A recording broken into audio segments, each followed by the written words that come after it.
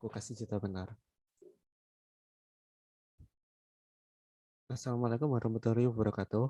Kami dari kelompok 6 Pancasila yang berkontakkan saya sendiri dengan NIM depan 520 dan akhiran 003, Kresna Dewanto, Fadila Rizka Dewayanti 042, Dinda Adewi 043, Vivi Tri Agustin 045, Puji Lestari 054, Niko Mahali 081, Dimas Putra Kesawa 116, dan yang terakhir dengan NIM depan 516 dan akhiran 159, Rasmat 3 Kagama.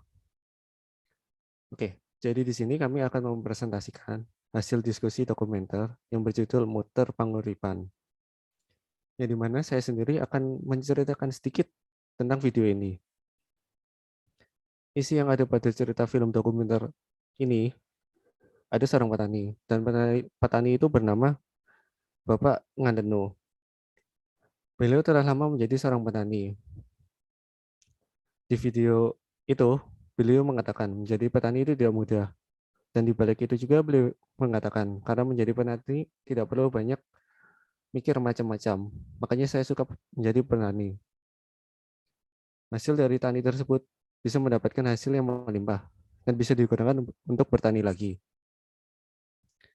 Beliau sendiri mengatakan, menjadi petani itu adalah raja. Selanjutnya akan dibacakan oleh rekan saya, Fadila. Dari video ini menganut nilai-nilai yang terkandung dalam Pancasila, yaitu nilai pada sila pertama, yaitu sila ketuhanan yang Maha Esa, di mana para petani ini selalu berusaha dan kehendak akhirnya itu ada di tangan yang Maha Kuasa. Sehingga ketika terjadi gagal panen, mereka percaya bahwa semua itu adalah pemberian dari yang Maha Kuasa. Mereka tetap berupaya memberikan yang terbaik, tapi hasil akhirnya sudah diatur oleh yang Maha Kuasa, sehingga mereka menjalaninya dengan lapang dada dan sabar. Yang selanjutnya adalah nilai Pancasila yang kedua, yaitu kemanusiaan yang adil dan beradab. Di dalam video ini Pancasila yang tercermin yaitu sifat gotong royong, yaitu para petani ini selalu bekerja secara bersama-sama agar mendapatkan hasil panen yang baik. Selanjutnya akan dijelaskan oleh Dinda. Untuk analisis mengenai kebijakan pemerintah sendiri terhadap kesejahteraan petani di Indonesia, menurut saya seharusnya pemerintah lebih mementingkan kepentingan rakyatnya, terutama petani, yaitu dengan mengurangi adanya pembangunan bangunan-bangunan besar yang membuat tergusurnya lahan pertanian mereka. Karena dengan adanya para petani, kita bisa mendapatkan bahan pokok makanan dan sayuran yang bagus dan segar. Dan apabila lahan pertanian mereka tergusur, maka mereka akan kehilangan mata pencarian mereka dan rentan terjadinya banjir karena banyaknya bangunan-bangunan tinggi. Selanjutnya akan dilanjutkan oleh rekan saya, Vivi Tri Agustin. Menurut saya, kebijakan pemerintah di dalam sektor pertanian masih sangat kurang diperhatikan. Petani masih sangat kurang, masih banyak pekerja tani yang hidup jauh dari kata layak, dan berharap pemerintah lebih sensitif terhadap dunia pertanian dan lebih memperhatikan kesejahteraan para petani. Selanjutnya dilanjutkan oleh Puji. Menurut saya, terkait kebijakan pemerintah terhadap kesejahteraan petani di Indonesia dapat dilihat dari beberapa kebijakan yang telah diimplementasikan oleh pemerintah, seperti kebijakan input pertanian yang terdiri atas kebijakan perlindungan lahan pertanian, pangan berkelanjutan, serta kebijakan subsidi pupuk, dan kebijakan output yang terdiri atas kebijakan harga pembelian oleh pemerintah. Namun hal tersebut masih belum bisa membantu para petani dalam meningkatkan kesejahteraan petani di Indonesia. Dapat dilihat saat ini masih banyak kemiskinan yang terjadi di sektor pertanian, di mana hal tersebut masih menjadi suatu persoalan yang sangat penting yang harus ditangani di Indonesia. Untuk yang selanjutnya akan dijelaskan oleh rekan saya, Niko. Seperti apa masa depan pertanian Indonesia? Ada beberapa masalah yang ada di dalam pertanian Indonesia. Salah satunya yaitu lahan pertanian dari tahun ke tahun yang semakin berkurang.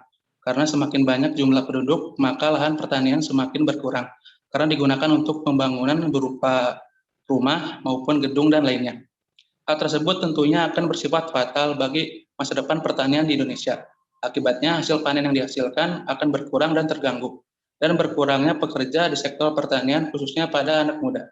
Dengan ini, perlu adanya pembatasan pembangunan di sektor pertanian dan memaksimalkan teknologi di sektor pertanian agar memunculkan inovasi, sehingga hasil panen tidak berkurang atau terganggu, dan tidak berkurangnya pekerja di sektor pertanian. Adapun solusi lainnya dalam pertanian Indonesia akan dilanjutkan teman saya, Dimas. Untuk solusi selanjutnya tentang masalah lahan pertanian yang semakin berkurang, yaitu harus ada bibit unggul dan teknologi yang tepat untuk pertanian, sehingga sekalipun lahan berkurang, hasil panen tetap melimpah.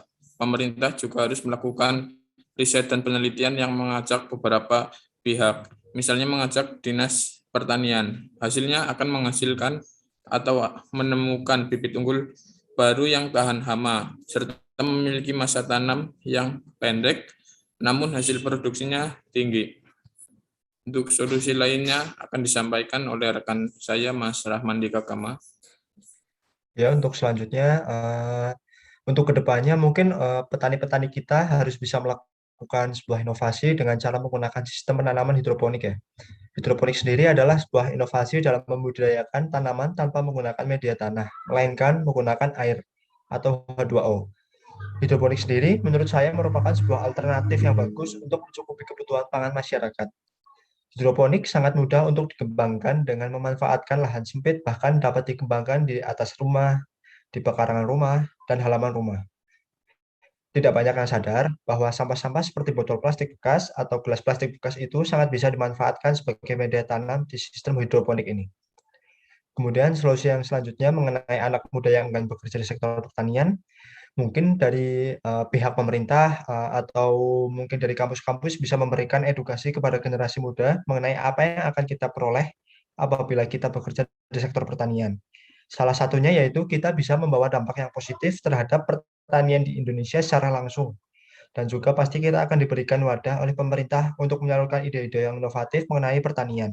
Sehingga setiap kendala-kendala yang dirasakan oleh petani Indonesia bisa secara langsung tersalurkan melalui generasi-generasi muda ini.